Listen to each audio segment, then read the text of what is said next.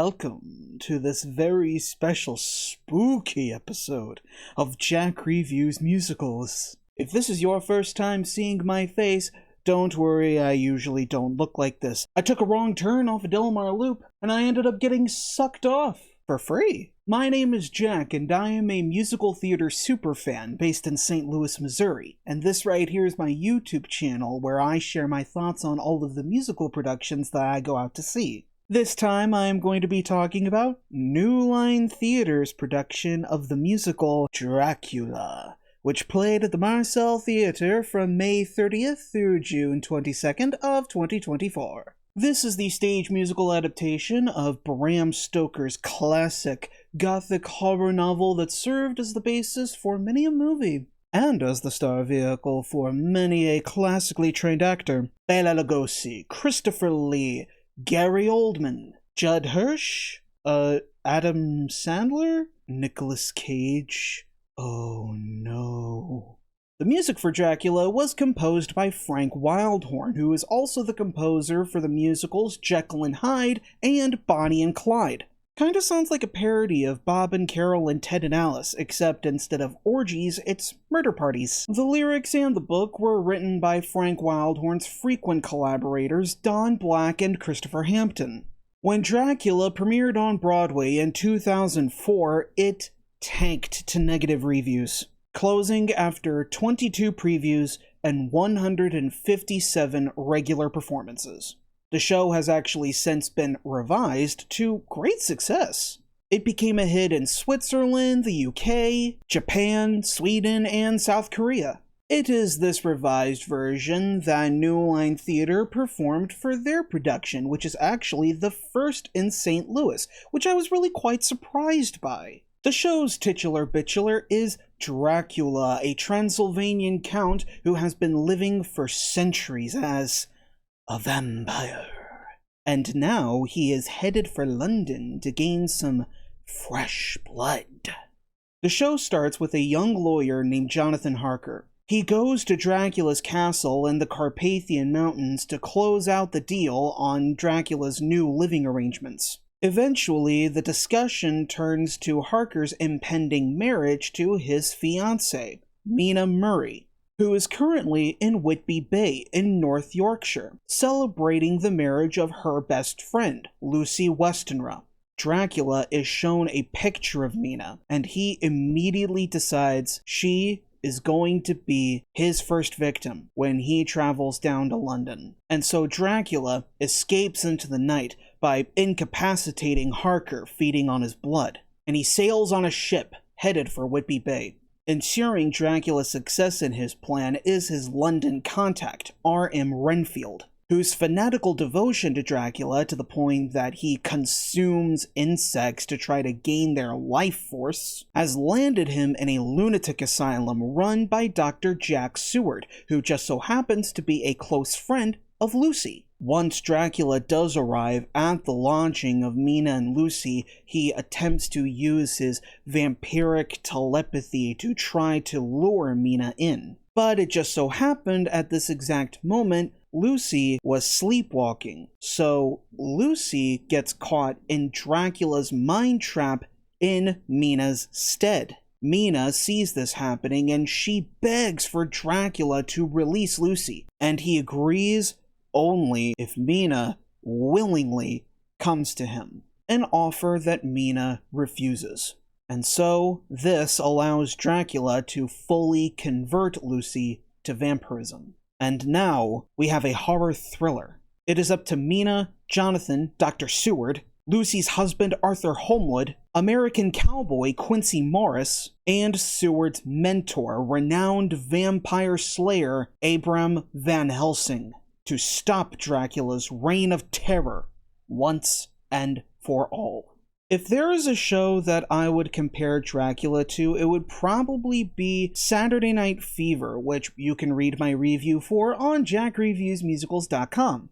It's not a perfect show, but its success lies in how faithfully it captures the essence of its source material. This Dracula is not really that flashy. There's not a lot of gore, there's not a lot of nudity, but what it lacks in that, they make up for dramatic intensity, gestural viscera, and powerful emotion, all of which is effectively mined from this production by its co-directors, Scott Miller and Tony Elmar Jr. The focus of this Dracula is not so much on the, physical mutilation of the body when it comes to vampirism. Rather, it's on vampirism's pure soul horror, how it corrupts your body from the inside out. And you can feel that with every breath that the cast takes, with every striking visual of a production that is very atmospheric, and every note in the symphonic rock score. This is a show that grabs onto you the moment that you walk into the theater. There's just one problem with it, and unfortunately, it's a big one. The pacing. Dracula is a 2-act musical that is less than 2 hours long. But don't get me wrong, the show was never boring. It moved along. As a musical, it was really quite thrilling. But I wanted this to be the kind of musical to not really let you go that easily. I personally think that keeping the show to 1 act, regardless of its length, would keep us as the audience gripped into the story for much longer. The Act 1 finale is called Life After Life, and it's by far the best song in the show. In this song, Dracula brings Lucy back from the dead as a vampire and then releases her out into the world. And the final moment in this song, the final moment in the first act, is Mina screaming in horror, witnessing the monster that Lucy has become. But then we have the beginning of Act 2. The song that leads this is Undead One. Here, the Dracula murder party find Lucy, and then they kill her. Stake through the heart, beheading, the works. So we have Lucy becoming a vampire at the end of Act 1, and then immediately at the beginning of Act 2 getting killed. I'm not gonna lie, it really killed pacing for me. It pretty much reeked of anticlimax. And on top of that, the actual, aftermath of how Lucy got killed, as far as the staging goes, wasn't really that elegant. The men, sling Lucy's arms over their shoulders, and we see Lucy, the actress playing her head is covered in a black bag, and there's like a red strip of fabric coming down from her neck for her blood, and they just drag her off the stage, standing up. It felt kind of comical. I would much rather have seen them either, carrying Lucy in their arms, or just having it fade to black after they show off Lucy's severed head. It would have been more tasteful, and it would have been a more fitting end to Lucy's time on stage. There was one other moment where I had to question the primary staging choice too. It's in the Master song, another one of my favorite songs from the score. In it, Renfield sings to Seward his vision of Dracula sailing to England. And it's at this moment that Dracula's brides, as the chorus, they come out with a blue silk and a miniature ship, and then they reenact the ship sailing on a wild, stormy sea, lightning effects and all. It was a visual that kind of felt out of place with the rest of the production. Maybe if Renfield showed off a painting or an illustration of the ship, kind of like that one YouTube animatic of the song did. Maybe if Renfield danced around his cell playing charades with this visual, maybe that would work too. It would have given Renfield a much more striking visual identity other than an inveterate bug eater. But as it was, the visual that New Line went with was really distracting, and it actually made the Master song feel rather restrained in its presentation. This, however, could actually be a signifier of a larger problem that is at play here, and it's the configuration of the Marcel Theater. The audience is placed traverse style in this production, which means that the audience sits on 2 sides of the space with the playing area in the middle, like an alleyway. It's a really cool configuration for a playing space, and it's one that New Line has done before in Head Over Heels in 9, which you can read my reviews for on jackreviewsmusicals.com, shameless plug once again. But Dracula I had a bit of an issue with, mainly because the 7-piece band that they had for it were all crammed together into one wall of the theater. And they were situated behind a set piece that was basically this large Gothic window, which is often used as an entrance point for Dracula. And the way that the band was fixed behind this set piece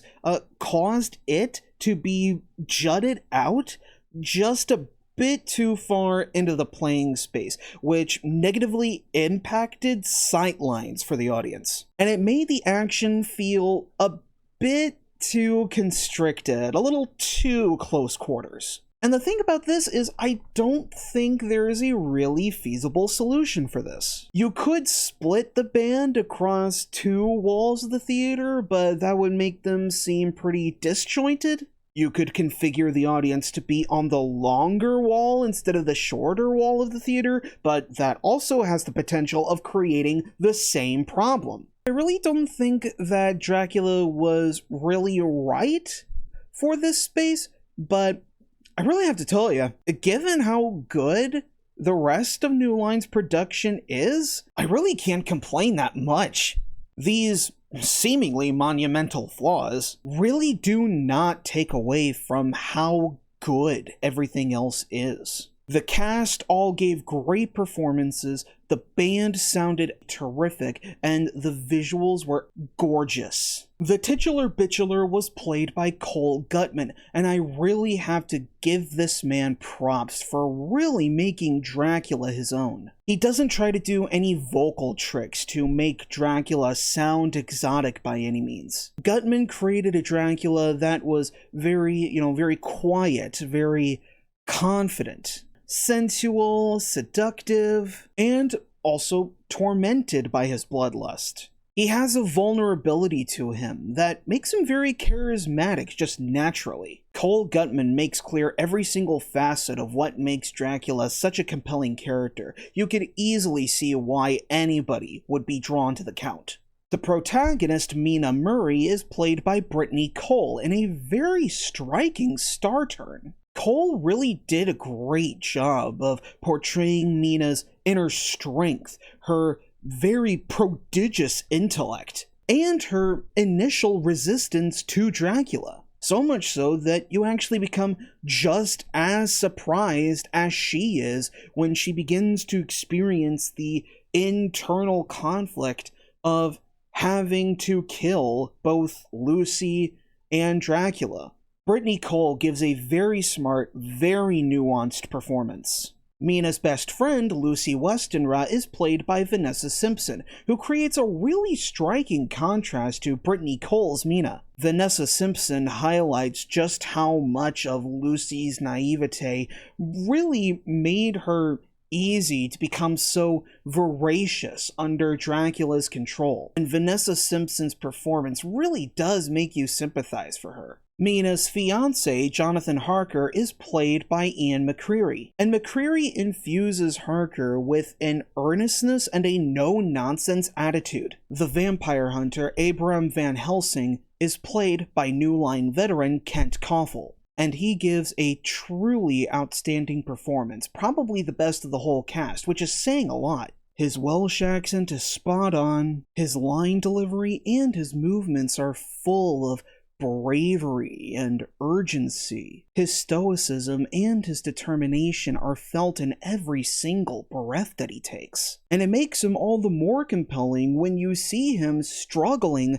with heroin addiction in his solo Summers Come, Summers Go. Dracula's servant, R.M. Renfield, is played by Rafael da Costa in a tragically underwritten role, considering just how much effort da Costa put into it. Da Costa doesn't really make Renfield truly unhinged and crazed like many other iterations of Renfield do. In fact, it's kind of the opposite. He makes a point to convey his reasons purely through strongly articulated pride.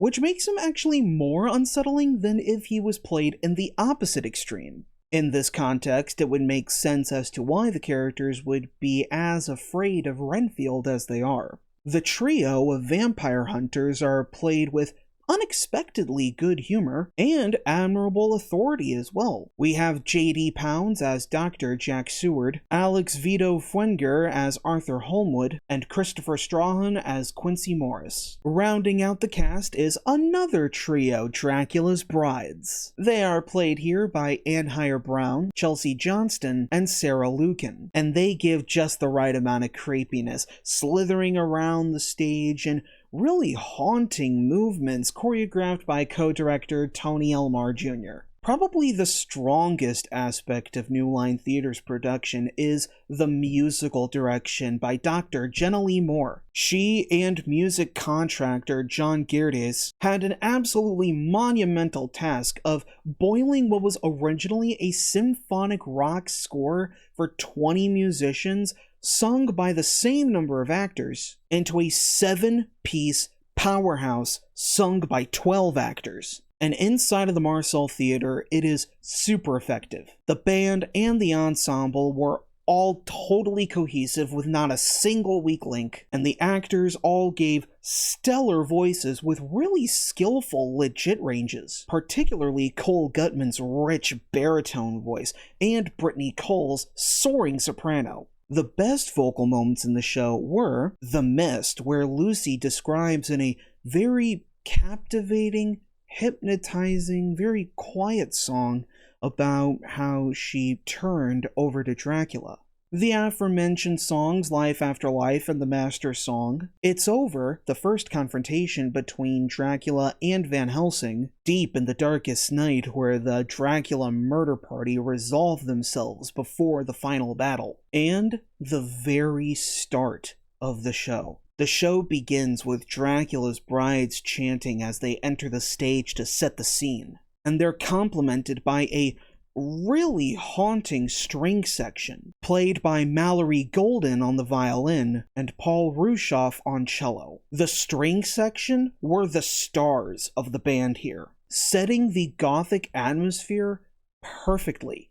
Jenna Lee Moore herself leads the rest of the band on piano, accompanied by John Gerdes on the bass and the brass instruments, as well as Buddy Schumacher on the guitar and the synth, Mary Wiley on the reeds, and Clancy Newell on percussion. Every single member of the cast and the band make the music feel just as flowing, just as controlled, and just as alive as any other Broadway stage. They were spectacular. Also spectacular was the production design, dominated by a versatile unit set designed by Dr. Rob Lippert. We have the aforementioned Gothic window, of course, but we also have on the other side of the playing area a crypt that also serves many purposes throughout. And we also have a moving door piece that does not get as much stage time as it should. The Gothic ornaments on each of these set pieces were gorgeously sculpted and immaculately painted. And what really sold it was the lights that were designed by Matt Stuckel. They included nicely rendered gobos such as reflections of stained glass windows, lightning effects striking down, water waves, and hypnotizing glowing red waves that come over the theater whenever Dracula takes a bite out of a character. It's really evocative stuff. The costumes were designed by Zachary Thompson in a really interesting blend of 19th century fashion and also steampunk aesthetics, which include Dracula's black leather pants, Harker's own cargo pants, Van Helsing's leather trench coat, and the dresses of Dracula's brides. The costumes fit the characters, the tone, and the setting all very well. Fully realizing the production values were Chris Moore's prop work and Ryan Day's very seamless sound design. So, all in all, Frank Wildhorn's Dracula is not a perfect musical. There were a lot of issues with the pacing and the dialogue that prevented it from really flowing as it should. But what New Line Theater's production truly succeeded with this show is showcasing just how faithful the musical itself is to the material. They crafted a production that really digs deep, giving pathos to a subgenre of horror that honestly doesn't get that much respect. And even if New Line's production itself wasn't perfect, the stuff that's good is really fucking good. So, New Line Theater's Dracula, did you see it? What did you think about it? Comment below and let me know. Also, question of the day, what is your favorite horror musical? I'm a Sweeney Todd man myself. Leave your answer in the comments below. Come to me, join me, and live forever. Or you can also go to my website, jackreviewsmusicals.com. All of my reviews are there, including the written reviews that I have published since the beginning of 2022. If you enjoyed this review, be sure to leave a like on the video and subscribe to the channel so that you don't miss any more St. Louis musical theater reviews coming very soon. Thank you so much for watching, and until next time, long live the musical! Oh, and if any of my neighbors are watching this video and you're wondering why the streets are empty all of a sudden, my deepest apologies and my most sincere condolences.